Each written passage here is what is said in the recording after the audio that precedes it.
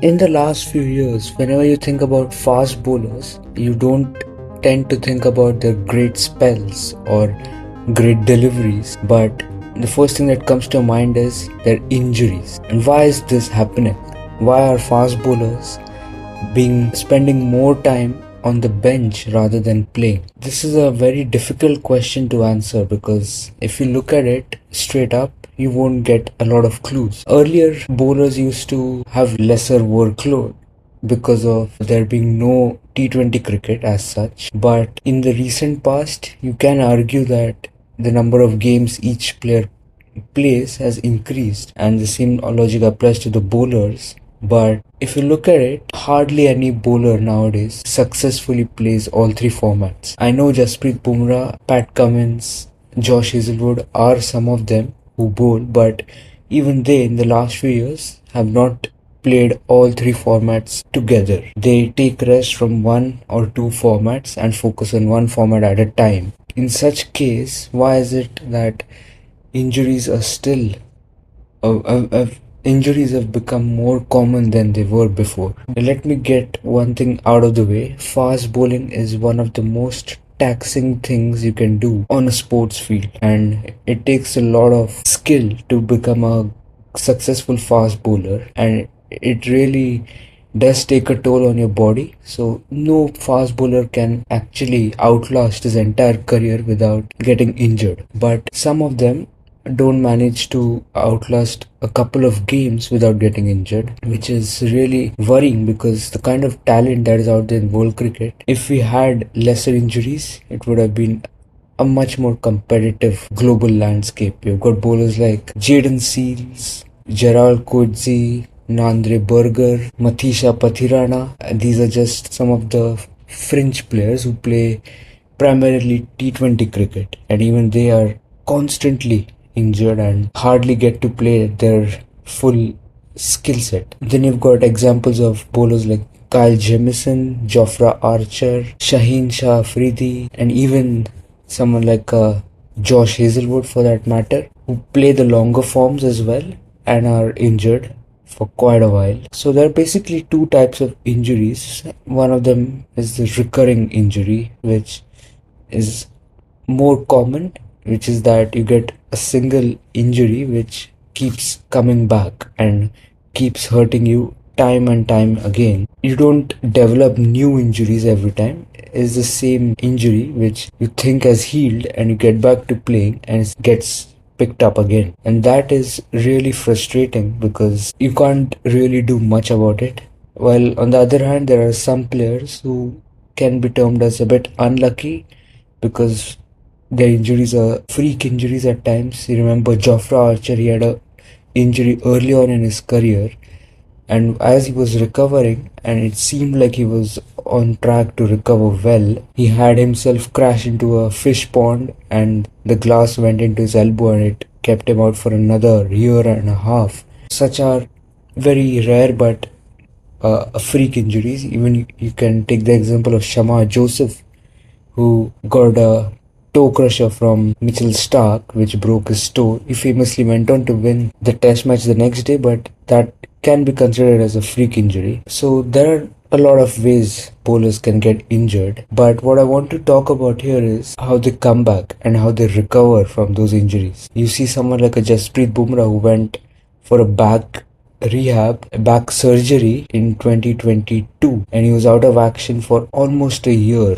or even more than that. Yet when he came back right before the World Cup in 2023, he looked fitter, sharper, and as good as he has ever looked in his career, which was quite a relief for the fans. But if you look at it, even if he had come back a bit out of rhythm, no one would have questioned it. But it was the kind of work that went in, and silently the rehab is where I'm coming to.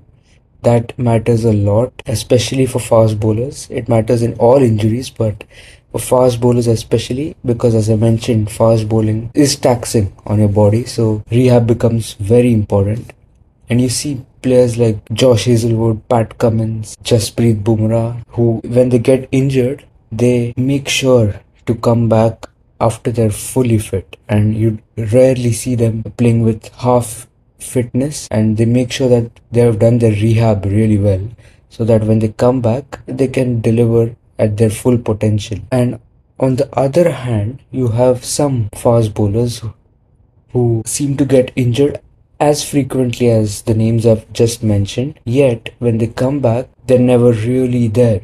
So they take the time off because they're injured, just like the others, yet when they come back, they try and hurry their return. And what that means, you can't really hurry up the process of recovering from your injury, so that takes as much time as any injury would. Where the compromise is the rehab process, and that has a lot of impact when they return. You can see they're never at their full fitness, they take time, and they are visibly out of rhythm. And prime examples of that can be Shaheen Shah Afridi, Naseem Shah, Matisha Pathirana as well, who just when they return from their injuries, completely different bowlers than who they were. And that is sometimes really dangerous for you as a bowler. When you don't do your rehab properly, it can come back to haunt you. Shaheen Shah Afridi, before his injury, he was at an all-time peak, and then he had a knee injury, if I'm not wrong. I think that was in 2021 where he was at the peak. And then after the injury in 2022, he came back for the World Cup, the T20 World Cup in Australia. I remember that. And you could see he was completely out of form. Yet, with his skill, he managed to make an impact after a couple of poor games.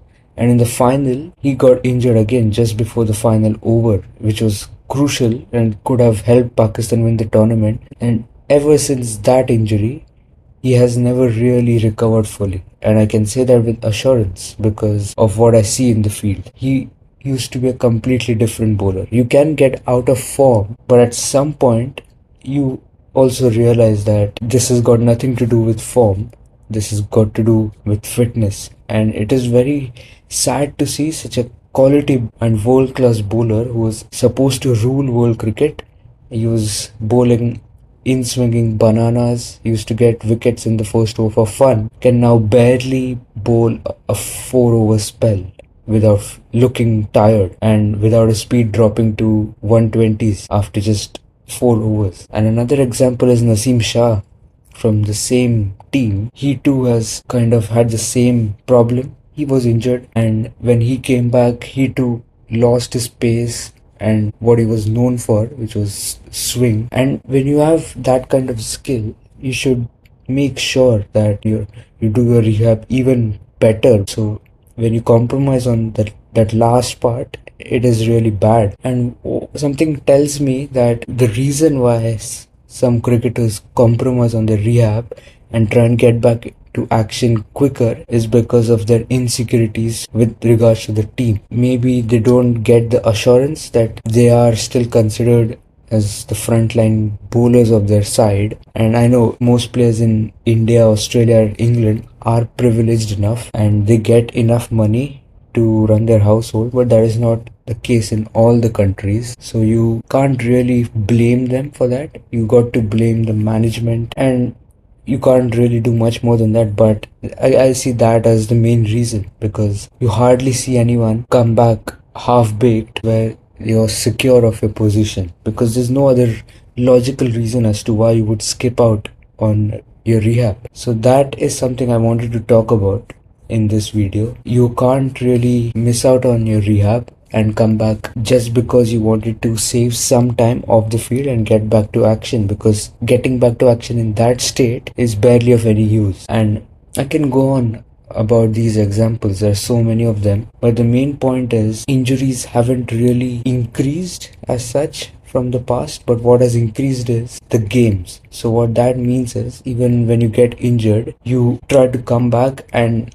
when you go through enough load and you're not fully recovered, that injury will recur because you've obviously not worked hard enough to get rid of it completely. So that is the main point I wanted to make here, and I hope that there is some sort of provision for these players and the management looks after their players better. Because another reason why they get injured in the first place, as I mentioned, there are some injuries which are freak, and there are most which come with a lot of excess workload. We've seen that with Jofra Archer. He was literally used like a shiny new toy by England when he first came in In 2019, he was outrageously overbowled in Test cricket by Joe Root, and that kind of broke his body, and you can see he has never really been at his best since that. How much ever he shocks everyone, how much ever he bowls well, he can never be the Jofra Archer that he was before that injury. So some injuries have that impact on you, and you can't argue that Archer hasn't done his rehab, but in this case, it's just the overload that has broken him. And Shaheen Shah, Afridi and Naseem Shah as well, they were vastly overused, because I remember Pakistan were one team who were famous for not testing their bench strength even against the weakest of oppositions. They used to play their full strength sides every single game, and they used to win and they used to go on top in the rankings, but it never mattered because all it did was put extra unnecessary load on their players. And whenever the other teams eventually played their full strength sides, they were always going to be better than the numbers suggested, and hence they never really translated their bilateral form into any significant wins, and they kept taxing their players. So they lost their players, eventually lost their ranking, and now they're absolutely mediocre, and I think they wasted their prime. So injury management is very underrated. You don't talk much about it when players come back successfully from their injury, but you see that recurring injuries have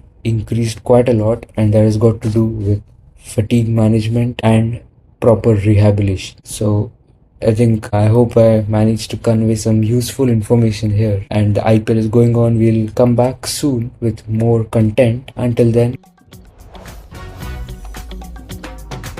stadium में शोर है, energy on the floor है. This is the unfiltered feed. The unfiltered feed.